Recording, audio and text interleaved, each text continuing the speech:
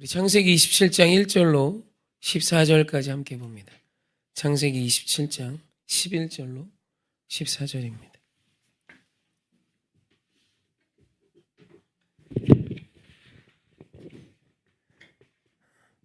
함께 합독합니다. 야곱이 그 어머니 리브가에게 이르되 내 형 에서는 털이 많은 사람이요 나는 매끈매끈한 사람인지요 아버지께서 나를 만지실진데 내가 아버지의 눈에 속이는 자로 보일지라 복은 고사하고 저주를 받을까 하나이다. 어머니가 그에게 이르되 내 아들아 너의 저주는 내게로 돌리리니 내 말만 따르고 가서 가져오라. 그가 가서 끌어다가 어머니에게로 가져왔더니 그의 어머니가 그의 아버지가 즐기는 별미를 만들었더라. 아멘. 오늘 말씀은 리브가의 선택, 또 야곱의 선택, 또 리브가와 야곱이 아버지 이삭을 속이기 위해 준비하는 장면을 기록하고 있습니다. 리브가의 선택, 어제 또 그제에서 이삭이 왜 하나님이 택하신 야곱이 아닌 에서에게 축복하기로 결정했나? 또 리브가가 왜 야곱에게 아버지를 속여 하나님께서 우리에게 주실 축복을 네가 차지하게 했나? 여기에 분명히 계속 반복됐던 표현이 있다 그랬죠. 그것은 이삭도 나였고 리브가도 나였어요. 이삭과 리브가의 어떤 말에도, 이삭이 에서를 향한 말에도, 리브가가 야곱을 향한 말에도 여호와 하나님의 약속은 나오지 않았습니다. 계속해서 내 뜻, 내 생각, 내 판단, 내 마음이었어요. 내 원대로. 오늘 우리 인생이 그 싸움이라 했습니다. 하나님의 말씀이냐, 나의 뜻이냐, 아버지의 뜻이냐, 나의 뜻이냐, 하나님의 계획이냐, 나의 계획이냐. 믿음은 나의 계획이 두 번째가 되는 겁니다. 우리 모든 뜻이 다 틀렸다는 것은 아닙니다. 절대로. 오늘 우리의 삶에 어떤 삶의 결정 앞에 우리에게 주신 또 우리가 갖고 있는 생각들이 옳을 수 있지. 하지만 그것이 하나님의 말씀과 부딪힐 때가 있습니다. 그때 우리의 믿음은 언제나 하나님의 쪽으로 기우는 것이에요. 주님의 뜻이 먼저 되는 것. 사실 이 문제 앞에 이삭이 에서가 아닌 야곱이 하나님이 택한 자임을 선포하며 아버지에게 주신 권위로 그 둘째 아들 야곱을 축복했으면 이런 비극이 없었을 수도 있겠죠. 물론 있었을 수도 있겠지만. 하지만 일어난 일은 분명히 이랬어요. 그리고 이 일 이후에 야곱과 에서는, 에서와 야곱은 원수의 삶을 살아갑니다. 에서의 인생은 평탄치 않았고 20년이 지난 뒤에도 에서는 야곱을 향한 분노를 풀고 있지 않았어요. 가슴 아픈 일이죠. 근데 오늘 리브가가 이삭을 속이기로 결정하는 이 과정 앞에 우리가 하나 더 생각할 수 있는 것은 리브가는 야곱이 어떻게 해서든 축복을 받아야 한다였어요. 사실 이 결과는 하나님의 뜻과 같습니다. 하나님께서 리브가에게 작은 이삭에게 축복하여 큰 자가 어린 자를 섬기게 될 것을 말씀하십니다. 리브가는 알았죠. 이 사실을 이삭에게도 전했겠죠. 근데 어찌됐건 결론적으로 하나님께서는 야곱을 택하셨어요. 그리고 리브가 역시 야곱이었어요. 그러니까 결론이 하나님의 뜻과 같죠. 어떻게 맞죠? 지금 표정이 잘 안 보여요. 네, 맞습니다. 하나님이 택한 자 야곱에게 리브가는 어떻게 해서든 복을 받게 하기로 결정했어요. 그 의지가 얼마나 확고한지 아버지를 속이는 것, 자기 남편을 속이는 일 앞에 망설임이 없습니다. 그리고 그 아들에게 데리고 와서 자기가 다 책임진다 말합니다. 저주 내가 받을 거야. 그러니 너는 무조건 이거 해. 뭐 다른 선택지가 없습니다. 야곱의 의견도 전혀 고려하지 않습니다. 야곱이 두려워합니다. 두렵죠. 내 아버지를 속이는 일이고 형을 속이는 일이고 심지어 목소리와 모습과 냄새까지 흉내내려고 형의 옷에 털까지, 양털까지 자기의 팔로 덮으며, 자기의 팔을 덮으며 아버지를 속이는 일 앞에 계획합니다. 형의 옷을 입은 이유는 마지막에 이제 이삭이 부릅니다. 내 곁에 와서 입을 맞추라고. 냄새를 확인하고 싶었던 거예요. 너무 속히 잡아왔거든요. 너무 빨리 잡아와서 별미를 만들어 오는 거. 너무 기가 막혔죠. 그 모든 과정들이 다 거짓이었어요. 하지만 그 결론은 하나님의 뜻과 같았다는 거죠. 그럼 리브가의 이 선택은 옳은가? 사실 리브가 이 결정 앞에 하나님의 뜻을 이루고자 원하는 분명한 대의가 있습니다.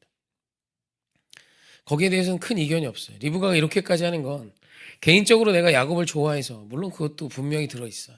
하지만 리브가는 분명히 하나님의 말씀을 들었고 그 말씀을 이루어 드려야만 한다는 고집도 뜻도 분명히 있었어요. 그러니까 그 대의, 그 명분은 분명히 하나님 뜻이었다는 거예요. 참 여기서 질문입니다.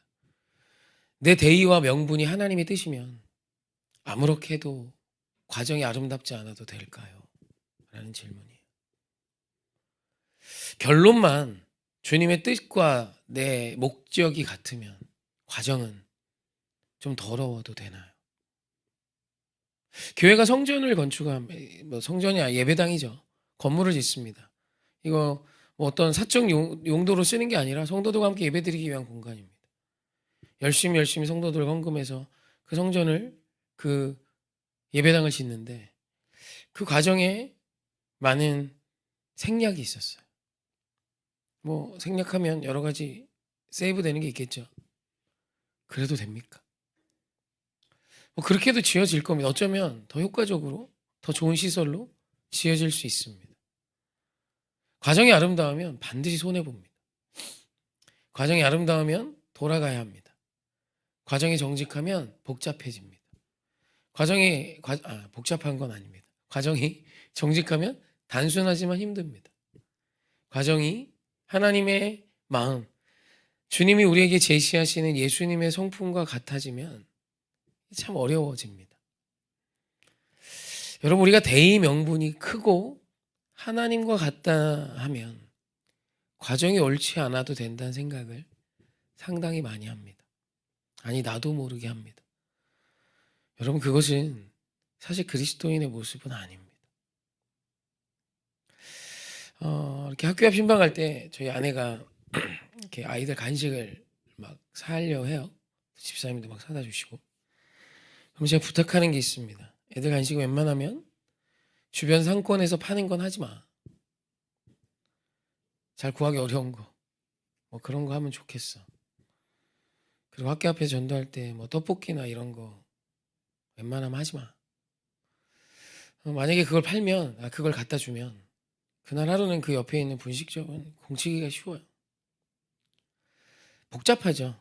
간단하게 그냥 애들만 생각하고 해주고 싶은 거 다 해주면 편한데, 욕먹지 않으려고가 아니라 어떤 사람에게 그 아이들에게 파는 떡볶이는 생계인 게 있어요. 뭐 우리가 떡볶이 막 나눠줄 수 있죠. 어차피 돈 드는 거 가서 정성을 좀 다해서 김밥도 좀 나눠주고 할 수 있죠. 근데 그게 어떤 사람에겐 생계일 수 있어요. 거기까지 생각해야 하나? 제가 믿는 하나님, 우리가 성경 안에서 보여주신 하나님의 성품은 하늘에 나는 새도 신경 쓰세요. 그러니까 오늘 우리의 인생에 아주 중요한 한 가지 가치는 태도입니다. 우리가 그래도 이렇게 기도하고 예배 드리면 어떤 우리의 목적이 하나님의 영광이라는 것은 거의 일치합니다. 그런데 왜 하나님의 영광이 가리워질까? 왜 교회가 하나님의 영광을 위해 살아간다는 공동체인데 세상이 좋아하지 않을까? 물론 진리이기 때문에 세상이 거절하는 것이 분명히 있습니다. 하지만 우리의 태도가 예수 그리스도를 닮지 않음 때문에 오늘 우리가 말하는 낮아지신 예수 그리스도와 전혀 다른 높아지는 그리스도인의 삶의 모순 때문에, 우리의 태도의 문제 때문에 이 개신교, 한국교회가 많은 어려움을 겪는 것도 있어요. 실제로 뭐 신뢰할 만한 기관은 아닌 것 같지만 그냥 스치듯 본 자료입니다. 우리나라 3대 종교에 대한 이미지를 리서치했답니다. 불교, 뭔가 경건하고 차분하고 온화한 뭐 이런 느낌이랍니다. 카톨릭도 비슷했어요. 근데 개신교는 과격한, 거짓된, 모순적인 뭐 이런 단어가 거의 지배적이었습니다. 신뢰할 만한 기관은 아닙니다. 하지만 그냥 웃고 지나갈 수는 없었습니다. 오늘 우리의 인생에 사실 또 가장 가까운 이웃인 내 자녀와 내 남편과 내 아내와 내 지인들에게 오늘 우리가 예수 그리스도를 말해줄 수 있는 건 대의 명분을 향해 힘차게 방법 상관없이 과정 생략하고 결론만을 향해 나아가는 삶은 아닙니다. 오늘 우리가 복음을 전할 수 있는 아주 중요한 아름다움의 하나는 우리의 삶의 태도와 언어와 우리의 말과 우리의 선택이죠. 그래서 하나님께서 성령의 9가지 열매를 이렇게 말씀하십니다. 갈라디아서 5장 22, 23절. 너무 잘하는 말씀. 합독합시다. 시작. 오직 성령의 열매는 사랑과 희락과 화평과 오래 참음과 자비와 양성과 충성과 온유와 절제니 이 같은 것을 금지할 법이 없느니라. 전부가 태도입니다. 살아가는 삶의 태도. 그러니까 성령 충만하면 결론이 내 뜻대로 되지. 내가 성령 충만하면 내가 기도하면 그게 성취돼가 아니에요. 성령의 열매는 오늘 우리 삶에 태도의 절제가 있느냐예요. 화평이 있느냐예요. 오래 참음이 있느냐예요. 자비가 있느냐예요. 온유가 있냐예요. 이게 성령의 9가지 열매입니다. 사랑은으로 시작되는 고린도전서 13장의 사랑의 정의도 모두 성품이에요. 사랑은 감정이 아니에요. 내가 너를 향하여 갖고 있는 나의 태도, 나의 중심, 나의 마음가짐, 나의 삶의 모습입니다. 그래서 오늘 리브가의 삶, 한편으로 이 리브가의 선택을 지지하는 신학자도 있고 성경학자도 있지만 사실 그건 소수입니다. 대부분 리브가의 대의 명분은 인정합니다. 주님의 뜻을 향한 열심.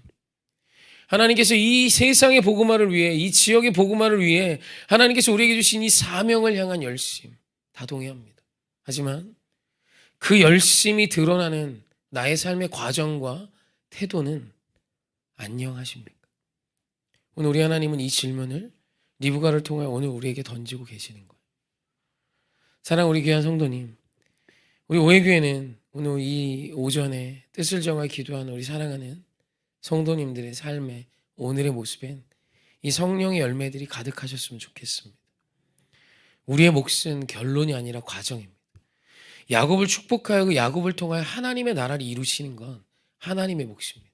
우리는 그걸 신뢰하며 하나님이 그 일을 이루심을 믿으며 나의 과정을 하나님의 언약의 말씀대로 예수 그리스도의 삶대로 십자가로 살아내는 것이죠. 할렐루야. 여러분, 이것이 오늘 지금 내가 반드시 할 수 있는 나의 몫인 거예요. 그래서 리브가는 이 일 앞에 남편 이삭을 찾아가 다시 한번 이야기했었으면 어땠을까? 사실 여기에 별 얘기가 다 있습니다. 신학자들 이렇게 성경을 연구한 사람은 여러 가지 생각할 거 아닙니까? 이삭과 리브가가 사이가 안 좋았다고 이야기하는 학자들이 꽤 많아요. 대화의 단절. 엄청 그런 부부 있잖아요.